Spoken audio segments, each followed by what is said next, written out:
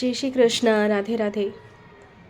વૈષ્ણવ, આજે આપણે મીઠો ખીચડો ઘરે કેવી રીતે સિદ્ધ કરાય. એમ તો રીત પ્રમાણે ઘઉં પલાળીને ખીચડો કરવામાં આવે છે, પણ હવે આપણે કેવું છે કે આટલી બધી સગવડ આપણી પાસે નથી કે આપણે ઘઉં પલાળીને ખીચડો કરીએ. તો એના ઓપ્શનમાં છે કે ઘઉંના ફાડા જે આવે છે, દલિયા આપણે કહીએ, એ લઈ લેવાનું. જાવેન્ત્રી, લવિંગ અને એલચી. હવે ઘઉંના ફાડા છે ને, મેં અડધો જ કપ અહીંયા લીધો છે. તો એ પ્રમાણમાં 3 થી 4 નંગ લવિંગ, એક નાનકડો ટુકડો જાવેન્ત્રી અને એલચી 5 થી 6 દાણા, એને ખાંડી લેવાનું, એનો ભૂકો કરી લેવાનું છે. આપણે સહેજ પ્રમાણે ઓછા પ્રમાણમાં જો આ સામગ્રી સિદ્ધ કરી રહ્યા છે. સંક્રાંત હમણાં આવી રહી છે, તો અત્યારે મીઠો ખીચડો આપણે કેવી રીતે સિદ્ધ કરી શકીએ. પછી 7 ધાનનો ખીચડો કેવી રીતે કરવાનું એ બી હું આપ સાથે શેર કરીશ. તો એ મસાલો તૈયાર થઈ ગયો. હવે કુકર લીધું. જો હું કુકરમાં સિદ્ધ કરી રહી છું, આપ કડાઈમાં કરશો તો બી ચાલશે. તો અહીંયા અડધો કપ ઘઉંના ફાટા જે છે ને, અડધા કપ, તો એમાં સામે 2 ચમચી ઘી લઈ લેવાનું છે.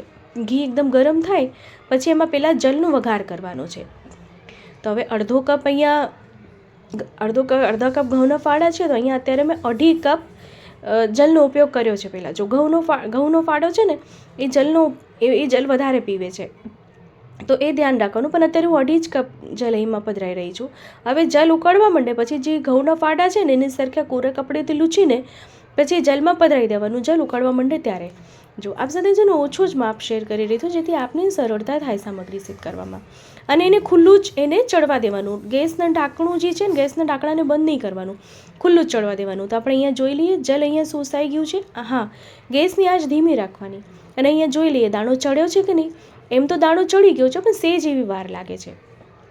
તો એમાં ફરીથી આપણે 1/2 કપ જલનો ઉપયોગ ફરીથી કરીએ, એટલે 2.5 એટલે 3 કપ અહીંયા જલનો ઉપયોગ થશે.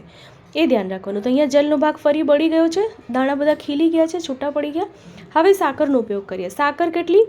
જેટલા ઘઉંના ફાડા હતા ને, એટલી જ સાકર અહીંયા લઈ લેવાની છે. અને ફરીથી ઢાંકણું નહીં બંધ કરવાનું, ખુલ્લું જ રહેવા દેવાનું. અને સાકર પધરાવ્યા પછી જે મસાલો આપણે પાવડર કરી રાખ્યો છે, એ મસાલો બી અમે સાથે પધરાવી દઈએ. જો મીઠો ખીચડો કરીએ ને, ત્યારે આ મસાલા આમાં બહુ ફરજિયાત છે, કમ્પલસરી છે. ઓરમું બી કરાય, પણ ઓરમામાં આ બધા મસાલા ન પધરાવાય. તો એને હવે ધીમી આંચે એને બી ચડવા દઈએ. 2 થી 5 મિનિટ લાગશે. આ બધા દાણા કોરા પડી જશે. સાકર પધરાવ્યા પછી એનો રંગ બી સુંદર આવી જશે. આ જો અહીંયા સાકરનો ભાગ જે હતો એ બળી ગયો છે, અને સુંદર ખીચડો, મીઠો ખીચડો સુંદર સિદ્ધ થઈ ગયો છે. હવે ગેસની આંચને બંધ કરી દઈએ. અને આપણે જો બધા દાણા છૂટા પડી ગયા છે, ચીકાશ નથી આવી આમાં જરા. તો હવે ગેસની આંચને બંધ કરીને આમાં ઉપરથી 1 ચમચી ઘી પધરાવીએ. તો ખૂબ સરળ અને ઇન્સ્ટન્ટ અને નવી રીતે આપણે મીઠો ખીચડો અહીંયા જોયું. તો વિડીયો ગમે તો લાઈક જરૂરથી કરશો. કમેન્ટ બોક્સમાં કમેન્ટ કરીને જણાવશો કે વિડીયો આપને કેવો લાગ્યો છે. કાંઈ ન સમજાણું હોય તો ફરીથી કમેન્ટ કરશો, ચોક્કસ આપને રિપ્લાય કરીશ. ખીચડો ઠંડો થાય પછી આપણે પાત્રમાં સાજી લઈએ. વિડીયો ગમ્યો હોય તો આપણા ગ્રુપમાં શેર કરવાનું ભૂલશો નહીં, જેથી વધુથી વધુ લોકો સુધી વિડીયો પહોંચી શકે. તો કંઈ બી ઝંઝટ વગર કે કંઈ બી ટેન્શન વગર આપ ખૂબ સરળતાથી ખીચડો એ સિદ્ધ કરી શકો છો, શ્રી પ્રભુને ધરી શકો છો. તો સંક્રાંત પર આપ બી શ્રી પ્રભુને આ સામગ્રી સિદ્ધ કરજો અને પ્રભુને ચોક્કસથી ધરાવજો. અને કમેન્ટ કરવાનું ભૂલશો નહીં કે વિડીયો આપને કેવો લાગ્યો છે. તો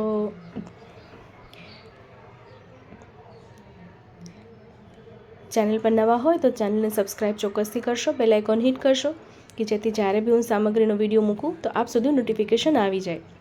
તો આપણે ફરીથી મળશું આવી રીતે જ નવા વિડીયો, નવી સામગ્રી સાથે. ત્યાં સુધી આપ સૌને મારા જય શ્રી કૃષ્ણ.